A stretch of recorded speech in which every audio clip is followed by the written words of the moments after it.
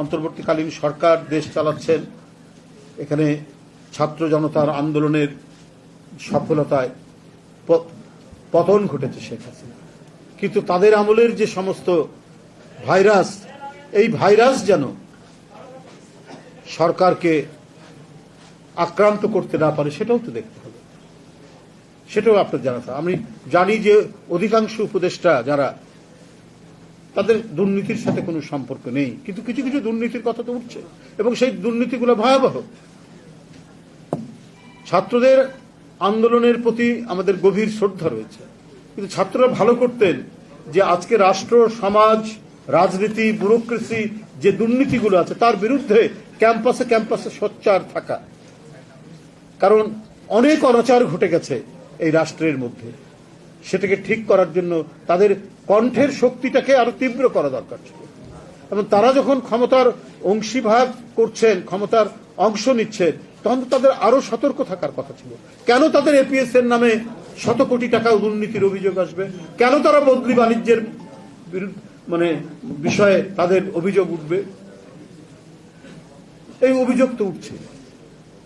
স্বাস্থ্যমন্ত্রীর PA আরেক, স্বাস্থ্য উপদেষ্টার পিএ আরেক উপদেষ্টার এপিএস, এটা তো ভয়ঙ্কর ব্যাপার। শেখ হাসিনা তো ওটা 3টা ডিগবাজি দিবে এসব কথা শুনলে, যে আমাদেরকে বলো দেখো কি অবস্থা। কেন ছাত্র নেতারা বিভিন্ন মিনিস্ট্রিতে গিয়ে তারা মনে হচ্ছে যে মিনিস্ট্রির যেমন পার্লামেন্টারি কমিটি থাকে তেমনি ছাত্রদের একটা কমিটি থাকছে। এটা তো ছাত্রদের ভাবমূর্তি নষ্ট হচ্ছে। কেন তারা এই কাজটি করবে? রেলওয়েকে দেখার জন্য সেখানে আবার বৈষম্য বিরোধীদের একটা কমিটি করে দেওয়া হয়েছে।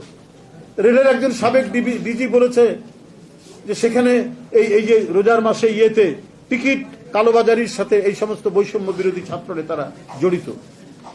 শত শত কোটি টাকার আপনার টিকিট কালোবাজারে টিকিট বিক্রি করা হয়েছে, তারা বাণিজ্যের সাথে যুক্ত। তো সেটা অন্তর্বর্তীকালীন সরকার দৃঢ় হাতে সেটা তো দমন করা দরকার ছিল। এটা তো হয় না যে ছেলে পাশ করে চাকরির সন্ধান করে চাকরি করবে, সে যদি হঠাৎ করে অনেক টাকা দেখে ফেলে, তার মাথা তো ঠিক থাকার কথা না। তার নৈতিক উৎকর্ষতা বৃদ্ধির জন্য যে সুযোগ, সেই সুযোগ তো সে পাচ্ছে না। কারণ সমাজের মধ্যে এমনই দুষ্কৃতিকারী মানুষ আছে, এই ছেলেদেরকে নষ্ট করার জন্য তারা নানাভাবে গিয়ে তাদেরকে টাকার উৎকোচের লোভ দেখিয়ে তাদের যে স্পিরিট, তাদের যে আপনার স্বচ্ছ যে চেতনা, এটা বিকৃত করতে পারে। তার কিছু কিছু আলামত তো ফুটে উঠছে। কেন রেলওয়ের মতো একটি ডিপার্টমেন্টে বৈষম্য বিরোধী ছাত্ররা তারা সেখানে ওয়াচডগের ভূমিকা পালন করবে? তাদের হচ্ছে ক্যাম্পাস। তারা যখন মোটা দাগে কোথাও একটা বড় দুর্নীতির কথা শুনে, সেটা আমলাতন্ত্রে, রাজনীতিতে, যেখানেই হোক, সেখান থেকে তারা সোচ্চার হবে। তখন সরকার সতর্ক হবে, ব্যুরোক্রেসি সতর্ক হবে, সবাই সতর্ক হবে। কিন্তু তাদেরকে যদি মন্ত্রণালয়ে বসিয়ে দেন, তাহলে তো ফাংশনাল একটা গভর্নমেন্ট হবে না। সুতরাং বিষয়গুলো অত্যন্ত জরুরি বিষয়।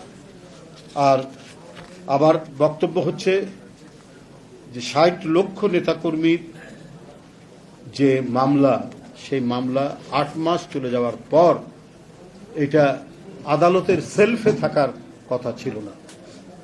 অতি দ্রুত এই মামলাগুলোর নিষ্পত্তি করে 15-16 বছর ধরে যারা বাড়িতে যেতে পারেনি, এলাকায় যেতে পারেনি, নিজের মা বাপের সাথে ঈদ করতে পারেনি, স্ত্রীর সাথে, সন্তানের সাথে যে দেখা করতে পারেনি, এরকম পরিস্থিতি গেছে, তাদের এখন হয়তো পরিস্থিতির উন্নতি এখন যেতে পারে, কিন্তু মানসিক স্বস্তিতে পাচ্ছে না। কারণ তার মাথার উপর ডেমোক্রেসির তরবারি ঝুলছে এই মামলাগুলো।